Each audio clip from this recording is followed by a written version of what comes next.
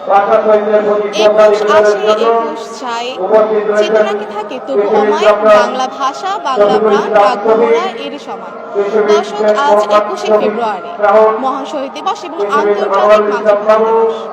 দর্শক, আমি এখন অবস্থান করছি ঢাকা কেন্দ্রীয় শহীদ মিনারে। আপনারা দেখতেই পাচ্ছেন, বেলা বাড়ার সাথে সাথে কিন্তু এখানে লোক সমাগম বেড়েই চলেছে। আরেকটি কথা বলে রাখি, আজ প্রথম প্রহরে আমাদের মহামান্য রাষ্ট্রপতি এবং আমাদের প্রধান উপদেষ্টা ডক্টর মোহাম্মদ ইউনূস এই শহীদ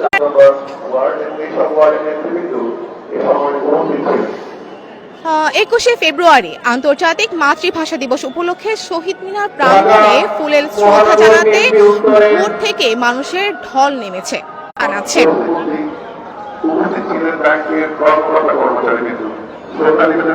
মহামান্য রাষ্ট্রপতি প্রধান উপদেষ্টা ডক্টর মোহাম্মদ ইউনূস প্রথম প্রহরে পুষ্পস্তবক অর্পণ করার মধ্য দিয়ে শহীদ দিবস ও আন্তর্জাতিক মাতৃভাষা দিবসের যাত্রা শুরু করেছে। এরপর থেকে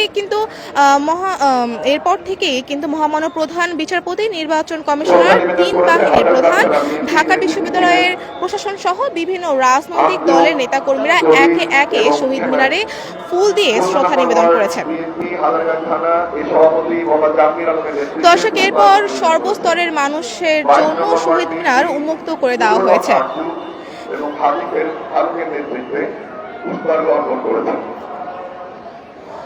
দর্শক, আরেকটি ব্যাপার বলে রাখি যে শহীদ মিনার ও আশেপাশের এলাকাগুলোতে কিন্তু কঠোর নিরাপত্তা ব্যবস্থা নেওয়া হয়েছে। আইন শৃঙ্খলা রক্ষাকারী বাহিনী সার্বক্ষণিক নজরদারি চালাচ্ছে। সারা দেশের প্রতিষ্ঠানে আলোচনা সভা, কবিতা পাঠ, সাংস্কৃতিক অনুষ্ঠান সহ নানা কর্মসূচির আয়োজন করা হয়েছে।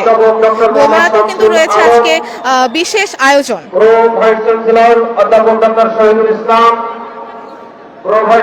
অধ্যাপক ডক্টর মোহাম্মদ আবু জাফর খান, ট্রেজারার।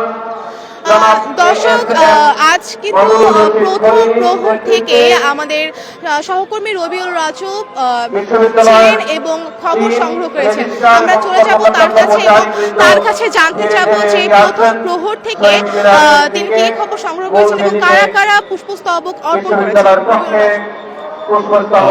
আপনি জানেন যে মহান শহীদ দিবস ও আন্তর্জাতিক মাতৃভাষা দিবস উপলক্ষে 21শের প্রথম প্রহরে কিন্তু প্রথমে মহামান্য রাষ্ট্রপতি শহীদদের স্মরণে ফুল দিয়ে শ্রদ্ধা নিবেদন করেছেন এবং এর পরপরে আমরা দেখেছি অন্তর্বর্তী সরকারের প্রধান উপদেষ্টা ডক্টর মোহাম্মদ ইউনূস তিনিও ফুল দিয়ে শ্রদ্ধা নিবেদন করেছেন এবং এরপরেই মহামান্য প্রধান বিচারপতি, ৩ বাহিনীর প্রধান, ঢাকা বিশ্ববিদ্যালয় প্রশাসন সহ রাত 12টা 40 কিন্তু সর্বসাধারণের জন্য এই শহীদ মিনারের দুয়ার খুলে দেওয়া হয়। এর পরপরই কিন্তু বিভিন্ন রাজনৈতিক, সাংস্কৃতিক, সামাজিক সংগঠনের যারা রয়েছেন বিভিন্ন পর্যায়ে নেতাকর্মীরা তারা এসে এখানে ফুল দিয়ে শ্রদ্ধা নিবেদন করেছেন এবং বেশ কিছু ছাত্র সংগঠন এবং রাজনৈতিক দলের নেতাকর্মীরাও কিন্তু রাতে ফুল দিয়ে শ্রদ্ধা নিবেদন করেছেন শহীদ বেদিতে। তো আমরা সারা রাতে কিন্তু এই শহীদ বেদির আশেপাশে অবস্থান করেছিলাম। আরেকটি বিষয় আপনাকে জানিয়ে রাখি, যেহেতু জুলাই গণ অভ্যুত্থানের পরে এবারের যে 5ই আগস্ট জুলাই গণ অভ্যুত্থান হলো, এরপরে কিন্তু এবারের প্রথম যে 21শে ফেব্রুয়ারি, সেই ফেব্রুয়ারি উপলক্ষে কিন্তু আইন শৃঙ্খলা বাহিনীর নিরাপত্তা ছিল চোখে পড়ার মতো এবং সব ধরনের নিরাপত্তাই নেওয়া হয়েছে। এছাড়া ঢাকা বিশ্ববিদ্যালয় প্রতি বছরই কিন্তু যারা বিএনসিসির শিক্ষার্থীরা রয়েছেন তাদের মাধ্যমে এই শহীদ মিনার এলাকা এবং যে শহীদ বেদি, সে সকল বেদি তারা নিরাপত্তা জোরদার করেন এবং সেই ধারাবাহিকতা কিন্তু আমরা এবারও দেখতে পাচ্ছি। আপনারা দেখতে পাচ্ছেন এখনো কিন্তু অনেকেই সেখানে কর্মরত রয়েছেন। তো ফারিয়া, এই ছিল আমার কাছে সবশেষ শহীদ বেদির খবর। তো এই ছিল এখন পর্যন্ত সর্বশেষ খবর। কেন্দ্রীয় শহীদ মিনার থেকে ফৌজিয়া ফারিহা, সমকাল।